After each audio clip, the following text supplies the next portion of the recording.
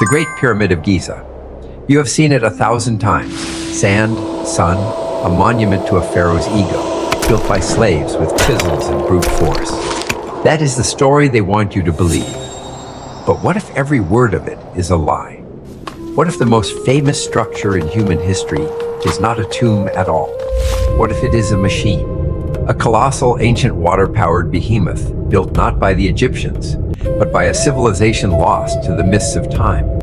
One that mastered fluid mechanics, astronomy, and energy in ways we still cannot fathom. Today, we are not just looking at the pyramid, we are stepping inside it, and you are not here as a tourist. You are here as a ghost, haunting the halls of a lie you helped build, drowning in the blood of those you betrayed. This is a scent of dust. This is the truth they buried. Forget the desert, you know. Rewind 4,500 years. The Giza Plateau is not a sea of sand. It is a network of canals, rivers, and basins, glistening under the sun like a giant's watercolor. The Nile, diverted through a system of locks and dams, surges through stone channels, carrying massive blocks of limestone and granite that weigh more than 80 tons each. This is not chaos. This is engineering precision, a symphony of water and stone. The pyramid is not being built. It is being assembled using the one force the ancient world had in abundance: water. And at the heart of this machine, a phenomenon we call the water hammer effect. Pressure built by rushing water, channeled through shafts and tunnels, turning the entire structure into a giant pump. No chisels, no ramps, just water. The magic the Egyptians took credit for. It was stolen, borrowed. A pale imitation of something far older, far more powerful. Now, imagine you are not the pharaoh taking the credit. You are down there, in the freezing dark. The air reeks of damp stone and sweat, thick enough to choke on. The sound of rushing water echoes through the shafts, a low, relentless roar that vibrates in your bones. You are waist deep in an underground aquifer. The water is so cold it burns your skin, numbing your fingers until they feel like blocks of ice. Above you, a wooden barge floats, loaded with a 70-ton block of granite. Smooth, polished, cut with a precision no modern copper tool can replicate. Your job, to seal the sluice gate, to channel the water, to let the buoyancy do the work. One wrong move, and the barge capsizes. One miscalculation, and the stone crushes you and everyone around you. This is your life. Not glory, not freedom. Just cold water, heavy stone, and the constant threat of death. The water pressure is building. You can feel it in your ears, a sharp, piercing pain that makes your head throb. The barge stalls.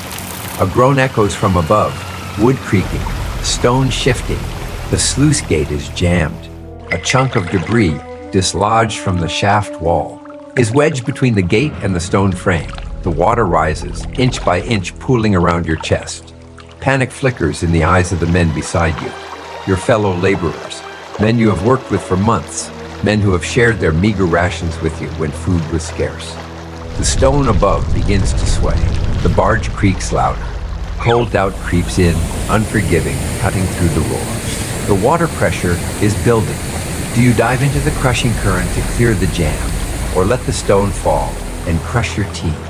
What is your move? You dive. The current slams into you like a fist, knocking the breath from your lungs. The water is murky, filled with sand and stone, scratching your eyes, clogging your nose.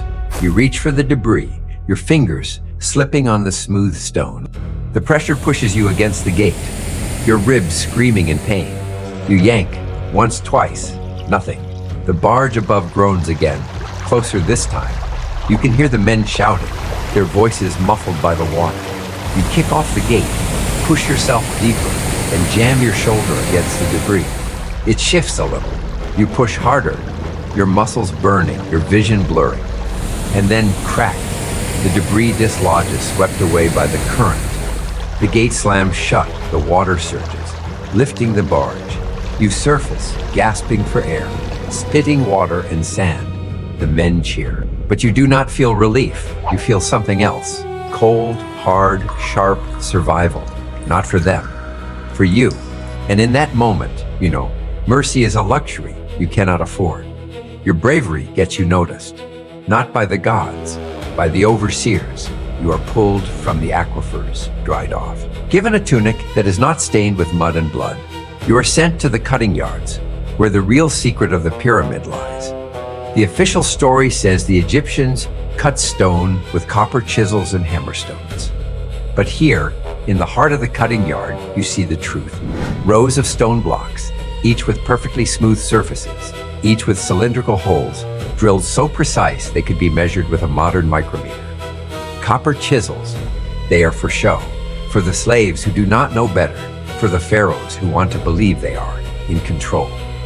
The real tool is water, high-pressure water forced through narrow copper nozzles, mixed with corundum sand, harder than any stone, sharp enough to slice through granite like butter. This is the ancient water knife, a technology we did not rediscover until the 20th century, and you are being taught to wield it.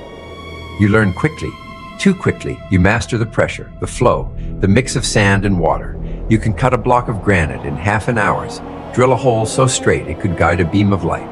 The overseers praise you. They give you more food, more power. You no longer work with the other laborers. You stand above them, watching, commanding. And then it happens. A high-pressure hose bursts. Water sprays everywhere. A white-hot jet that cuts through stone. And flesh, a fellow cutter, a man named Kem, slips on the wet stone, his leg caught in the spray. He screams, his flesh melting, his bones cracking. The hose flails, threatening to destroy the cornerstone beneath you. A massive block with a perfect pi ratio, the cornerstone of the entire western face. The overseers shout, "You have seconds." Kem reaches out to you, his hand burned, his eyes begging for help. You look at him, then you look at the hose, and you step on his shoulder. You push down, using his body as a platform to reach the valve. You twist it shut. The water stops. The cornerstone is saved. Kem is dead. His body is crushed under your foot, his blood seeping into the stone. The overseers nod. You have the heart of a leader, they say. You do not correct them. You do not tell them. You have no heart at all. Low mocking doubt whispers in your ear, unshakable.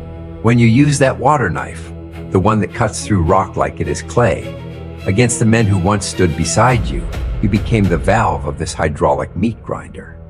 You tell yourself, it is just for the glory of the gods, right? Just for the empire, just for survival. But we both know the truth. You liked it, the power, the control, the way they fear you, do not you. Promotion follows promotion. You move from overseer to supervisor, then to chief engineer's assistant. You no longer touch the water, no longer wield the water knife.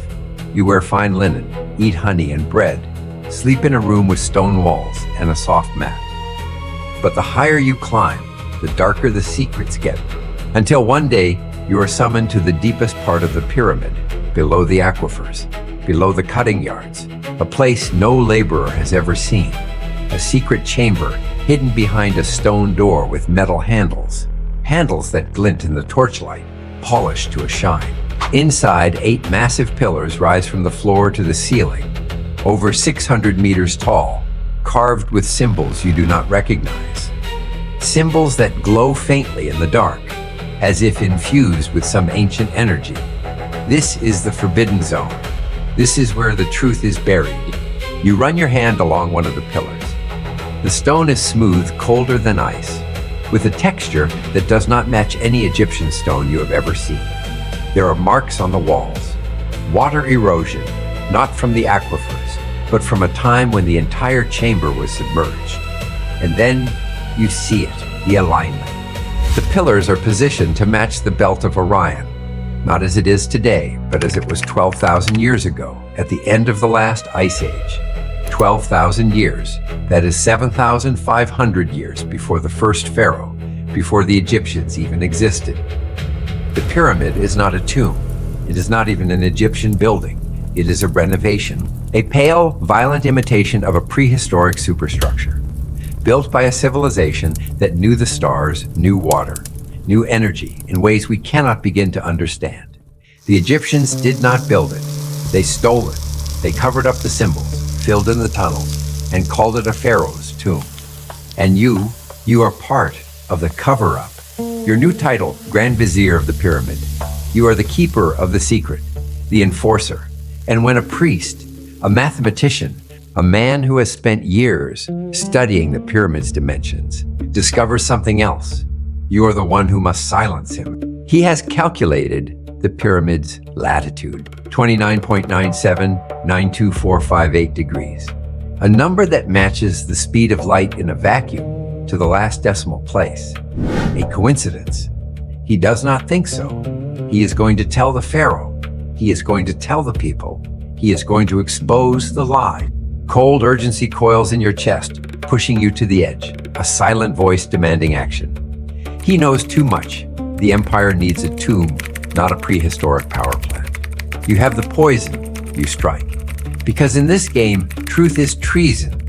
You find him in his chamber, bent over a scroll, his quill in hand. He looks up when you enter, his eyes bright with excitement, with truth. Look, he says, pointing to the scroll. The numbers do not lie. This is not a tomb. It is a machine. It is alive. You smile, you walk to him. You offer him a cup of wine, spiced, sweet, just how he likes it. He drinks it without hesitation. His smile fades, his eyes widen. He clutches his chest, gasping for air. Why? He whispers. You lean down, your mouth close to his ear. Because some truths are too dangerous to be told, you say. He falls to the floor, his body going limp. You roll him under the bed, wipe the cup clean, and leave. No one questions it. No one dares. You are the Grand Vizier. You are the voice of the pyramid. You are the lie. Years pass. The pyramid is finished.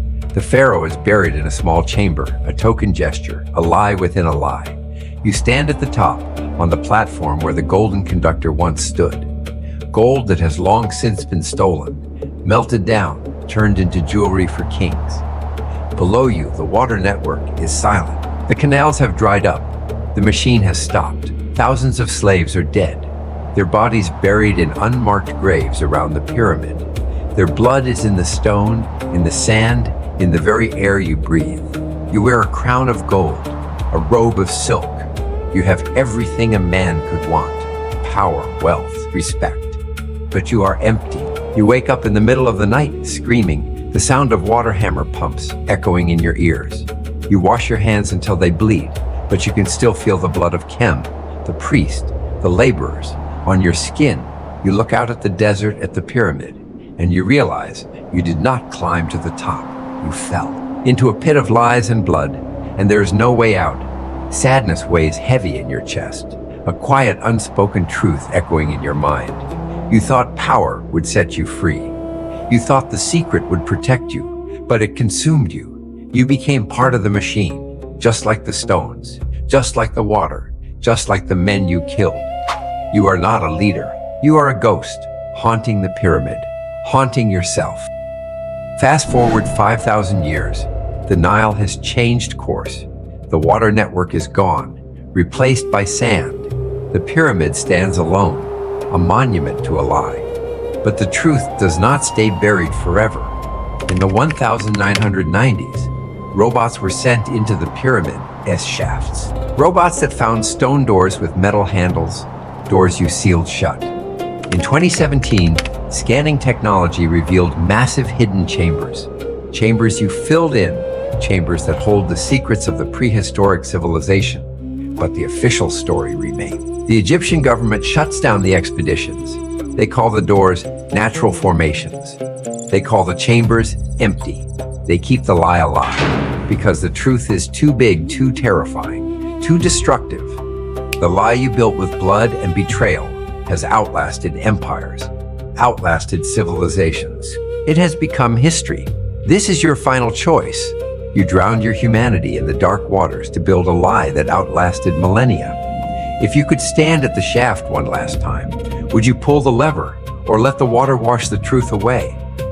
Drop your choice in the comments. What do you do?